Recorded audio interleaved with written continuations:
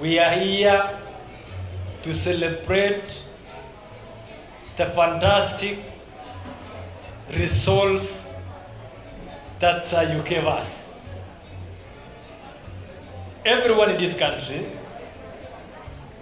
as even when we were on the other side, they were thinking that how is this game going to go? But eventually, we were able to pull, we competed well against over 200 countries globally. And we were able to march victoriously. In Africa, we worked on. So I want to say again to the athletes, congratulations again. And I'm very proud of you all.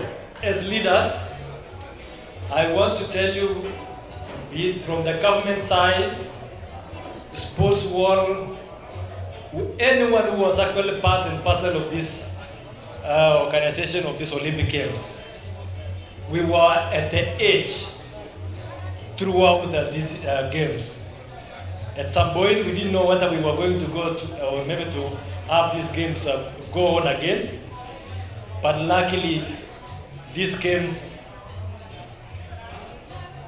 ended well.